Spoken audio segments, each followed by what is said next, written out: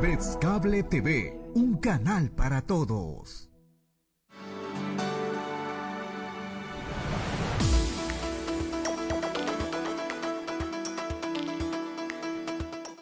Muy bien amigos, y continuamos aquí en esta edición especial de Política y Poder, 4 de diciembre, día de las elecciones, segunda vuelta para elegir a los gobernadores. Y antes de conversar con nuestro invitado, con Julio César Sevilla, vamos por favor a un enlace para ver cómo se viene desarrollando el proceso electoral, porque tenemos unas declaraciones de Jorge Pérez.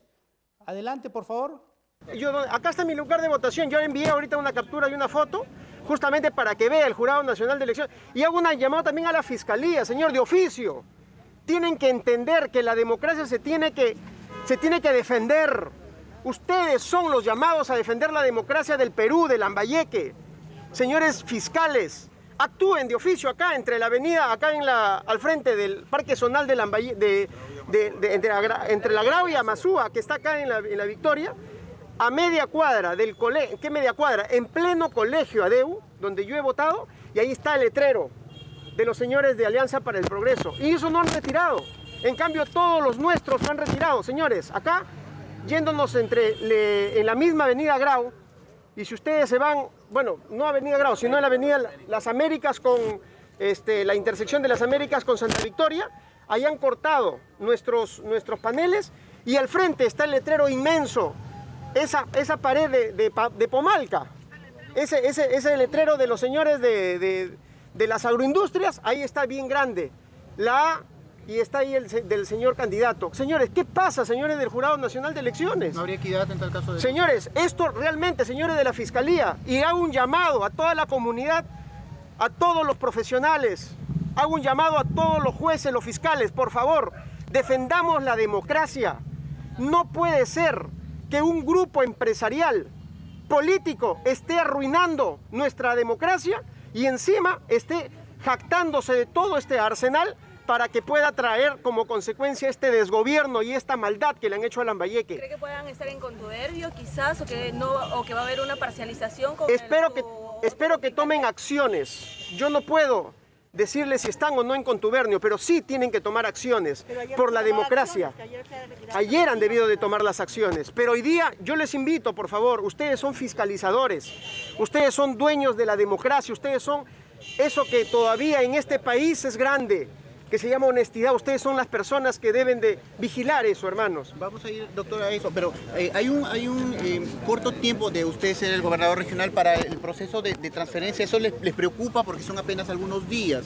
Sin embargo, ya tenemos todo un esquema de 49 días de transferencia, sino también en la planeación para que el presupuesto del año 2023 sea modificado y pueda asegurar las obras que demanda nuestra región Lambayeque, sobre todo en el cierre de brecha, agua, desagüe, pistas, veredas, salud y educación, que son los componentes básicos que va a representar en los próximos 4 años mi trabajo.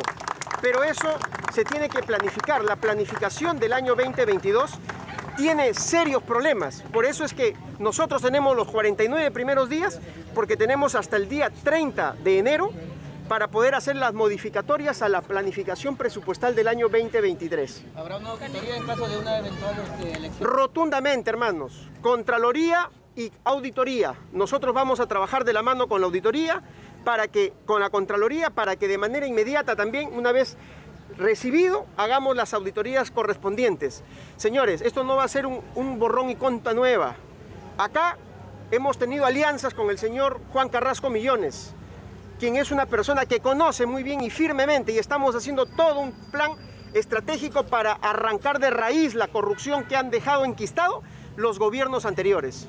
Candidato, ¿considera de que en estas últimas semanas se ha desarrollado todo un tema de guerra sucia contra su persona a través de redes sociales, donde se le vincula actos de corrupción, donde vinculan a sus familiares directos e incluso que ya hay una denuncia formalizada en la Fiscalía? Denuncia, más no investigación. Denuncia, le he dicho. ¿De acuerdo? Denuncia, más no investigación. Miren lo que han hecho.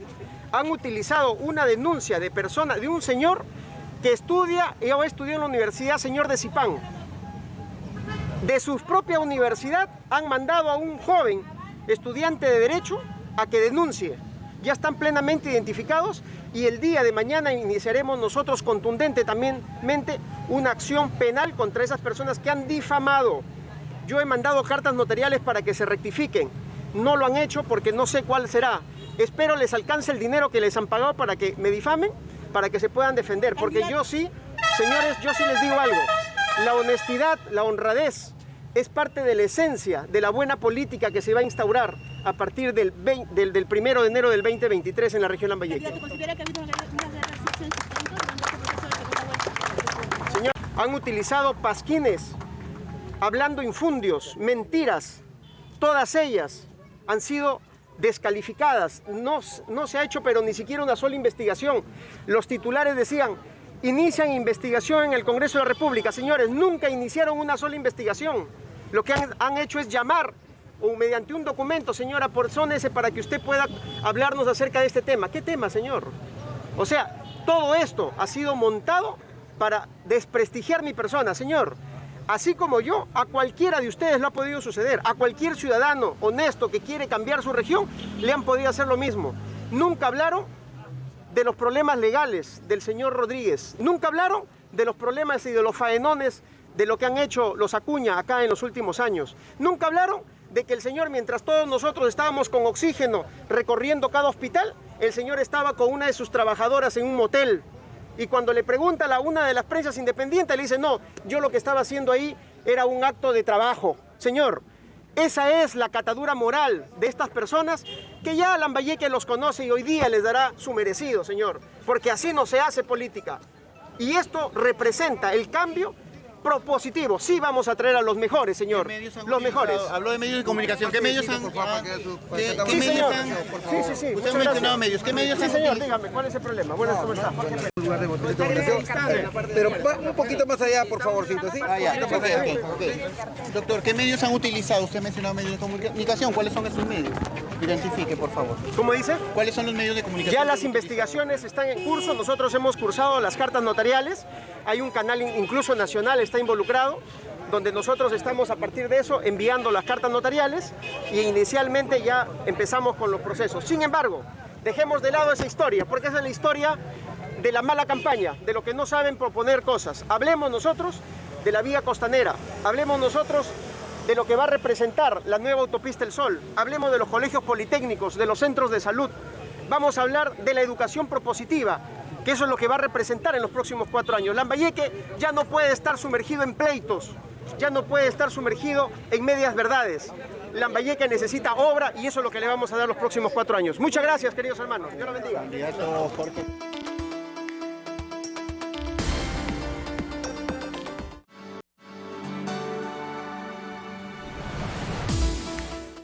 Muy bien, amigos, continuamos aquí en Política y Poder y estábamos ahí escuchando unas declaraciones de Jorge Pérez, el candidato de Somos Perú. Por favor, si Estudios me puede apoyar porque tengo un retorno, creo que el televisor, por favor, gracias. Muy bien, vamos a continuar y ya está en estudio Julio César Sevilla, que es un consejero electo por el partido Construyendo, que es un consejero ferreñafando. Julio César, qué gusto saludarte y bienvenido a nuestro programa. Muchas gracias, Wilder, por la invitación y para conversar. Muchas gracias. No, y sobre todo, claro, tú eres un sociólogo, estudioso de la sociedad peruana y sobre todo conversar cuánto está arraigado ya una identidad lambayecana, si la tenemos o no la tenemos, si está en construcción y si hay que construirla sobre las bases de qué. Es una pregunta muy general, pero creo que es parte de lo que los lambayecanos tenemos que tener en nuestro ADN. Porque si no sabemos qué miércoles somos, ¿cómo construimos una región que progrese en los próximos 50 o 100 años, no? El gran problema de nuestra región es que primero tenemos que reconocer la gran diversidad, ¿no? Así como el país es una gran diversidad cultural, y a partir de esa diversidad cultural tenemos que asumir los elementos interculturales, entonces, y los elementos lingüísticos también. La diversidad de formas de hablar, ¿me escuchas? Yo hablo en cadenas sonoras, no vocalizo, ¿no? Los procesos interculturales que significa desde nuestra forma de vestir, comer, sentir, enamorar, relacionarse, hacer empresa, manejar un auto, manejar un mototaxi, ¿no? Los colores, y ese fenómeno configura una diversidad. Entonces, un pueblo que trata de tener una visión de unicidad no puede desarrollarse. Nosotros tenemos que desarrollarnos, en el caso de Lambayeque, con una visión de región, ¿no? Y la región tiene que ser nuestra misión. Y esa misión de región tiene que tener varios componentes. Los componentes que nos permita desarrollarnos económicamente.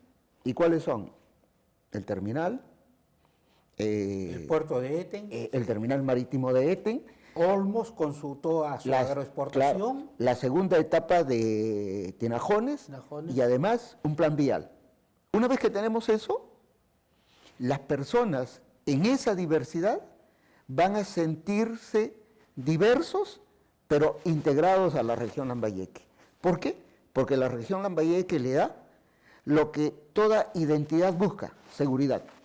Mientras yo no tenga seguridad, no me voy a sentir ligado a un pueblo, a una institución y a una familia. Y sobre todo que tenga proyección de futuro, es decir, para que mis hijos puedan desarrollarse acá. Es decir, si no hay una visión de futuro es complicado y eso se construye. Claro, es que esa es la región como misión, pues, ¿no?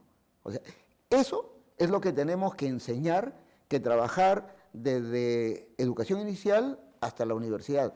Lo que implica que para lograr este proceso tenemos que cambiar el plan regional de educación o el proyecto educativo regional, el PER, ¿no? Que nos ha tenido 12 años, pero que nunca fue ejecutado, ¿no? Y por lo tanto, hemos educado de acuerdo a directivas, pero no de acuerdo a cómo nos vemos. Entonces, cuando no nos educamos de acuerdo a cómo nos vemos, simplemente estamos haciendo una educación exógena, pero no nos basamos en nuestras raíces. Ahora, profesor, volveremos sobre ese punto regional, pero solamente quiero hacerte una consulta. Esa propuesta de Víctor Andrés, que el Perú es una síntesis viviente de su pasado, no solamente inca, sino ancestral a los incas, de ese pasado español, que somos esa síntesis viviente con la raza morena y negra y los chinos que vinieron en un momento, es decir, toda esa síntesis viviente unida a unos valores democráticos, valores cristianos, eso no ha sido suficiente para darle una identidad al país, a la nación. Es que no hemos comprendido los aportes de Víctor Andrés, que coinciden en términos generales con los de Mariátegui y que coinciden en términos generales con los de Víctor Raúl. Lo que hemos hecho acá es un fundamentalismo. Los mariateguistas desconocían a Víctor Raúl y a Víctor Andrés. Los seguidores de Víctor Raúl desconocían a Mariátegui y a Víctor Andrés. Entonces, el gran problema es que ahora los problemas de país hace que el planteamiento de Víctor Andrés es un planteamiento confluyente. Y como es un planteamiento confluyente, cabe las ideas del desarrollo del pueblo indio, las propuestas de Mariátegui, o de una raza cobriza y fuerte para desarrollar América Latina, las propuestas de Víctor Raúl. Lo que sucede es que siempre hemos pensado como si yo soy propietario de la razón y esta razón no es un constructo total. Por eso partía que si nosotros reconocemos la diversidad, tenemos que reconocer la diversidad ideológica tenemos que reconocer la diversidad política y darnos cuenta que lo que está sucediendo es que esta democracia liberal, con esas acciones, las ponemos en peligro. Porque o caemos en un extremo o caemos en el otro extremo, ¿no? Que hemos tenido de los dos extremos en los últimos años. Sí. Y claro, entonces, ¿y por qué ha sido casi imposible lograr políticamente la construcción de un centro que equilibre? Porque ahorita estamos en los dos extremos. Mire el ejemplo de Lima. En Lima ha ganado un alcalde que es totalmente lo opuesto a las políticas del gobierno central, Sí. que incluso ha dicho, yo no lo voy a saludar. Y no lo ha saludado. Y no lo ha saludado. Entonces, en un mundo en pleno siglo XXI, donde la civilidad, la ilustración y los buenos modales deberían de primar para lograr esos consensos de sociedad, ¿cómo es posible que el Perú esté ahora en esa ruptura de diálogos? Es el problema de que se ha construido una conducta social, o sea, hemos construido desde el pasado hasta el presente una conducta social donde hay que destruir al enemigo porque yo solo tengo la verdad. Enrique López Albújar publica un cuento que se llama, escrito aquí en Lambayeque, que se llama Juan Rabines no perdona. Y permíteme sintetizarlo. Sí, claro. Se da la Revolución de Benel, 1920, y Juan Rabines, que era un joven de 18 años, huye porque matan a Benel. Pero él tenía una novia de 15 años. Desaparece como 5 años, y a los 5 años vuelve y la encuentra en Chongoyape enamorada de otra persona. ¿Y sabes qué es lo que hace? La asesina. O sea, ese cuento refleja la forma como se ha ido construyendo el Perú y cómo se construye el Perú. La mejor manera de luchar contra mi oponente es destruyéndolo, matándolo, destruyéndolo. Así es. Entonces, desarrollamos en este proceso las conductas más primitivas: odio, rencor, venganza, que son conductas primitivas. Entonces, Y además, perdón, que no son concebibles una mentalidad reptil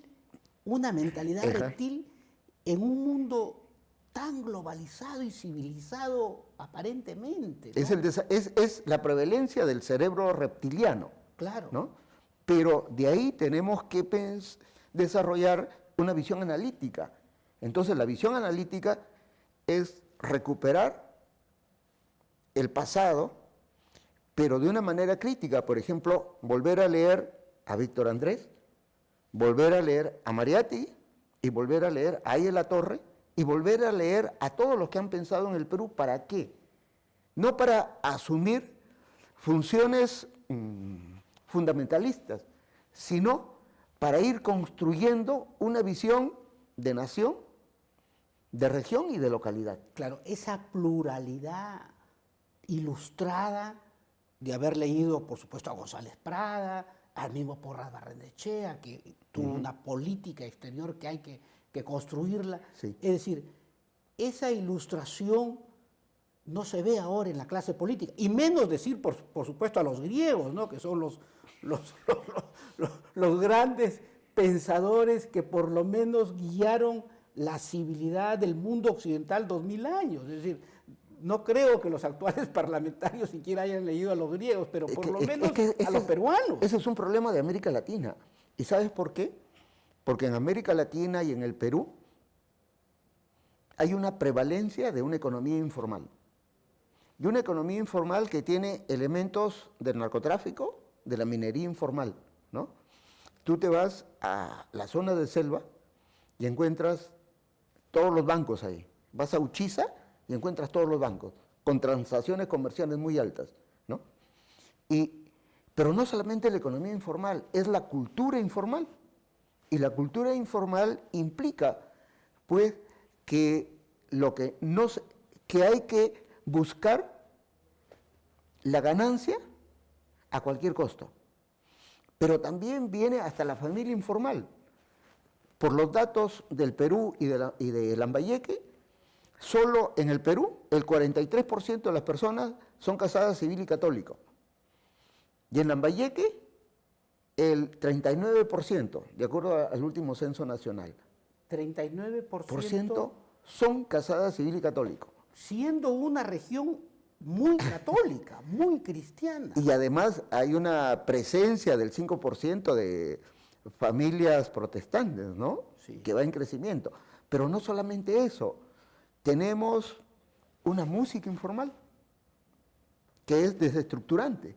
Entonces, si tenemos empresas informales, trabajadores informales en el caso de Lambayeque en un 72%. Ahora, entonces, Julio César, Todo eso genera una política informal, pues. o sea, ¿tú crees que la informalidad, que es una cuestión cultural de los últimos años, son los que están ahora en el poder? Es decir, esa informalidad, esa manera de sentir y de vivir, están ahora en el ejercicio del poder desde lo más alto. Genera una conducta informal, genera relaciones políticas informales y genera formas de gobernar de manera informal, donde la corrupción es el eje, ¿no? Entonces, hay respuestas muchas, pero el gran problema que tenemos en el Perú, por ejemplo, ningún partido tiene una declaratoria política asumiendo nuestras raíces ideológicas, ¿no? Con Víctor Andrés Barrelaunde, con Mariatti, etcétera, se le toma como fundamentalista nada más, ¿no? Solo él y nadie más, ¿no? Entonces, pero tenemos la esperanza que, así como el deporte ha permitido construir nación, ¿no? Todo el Perú alrededor de la selección, con tu programa, con los diversos programas radiales, con el actuar de los políticos, que tomemos la política no como enriquecerse, sino como una acción de servicio. Claro, ¿no? ese servicio cívico que siempre Exactamente. fue lo que orientó la política. Entonces, en medio de este sinsabor, ¿cómo retomamos la cordura, la razón para construir región y construir país? Tenemos que hacerlo, primero, si fue elegida alcaldesa de Chiclayo, ¿no? Janet, que es de JP, trabajar con ella para que le vaya bien, porque si le va bien, vamos a tener todos una mejor ciudad, ¿no? Si a uno de los dos va a ser electo presidente regional, tenemos que trabajar con él, pero vigilantes a los alcaldes, a los presidentes regionales, de evitar la corrupción. ¿Sabes por qué? Porque el 65% de los jóvenes consideran que el mal de Lambayeque y del Perú es la corrupción. Entonces, ellos están desencantados de la política. Un 40% de los que no fueron a votar fueron jóvenes.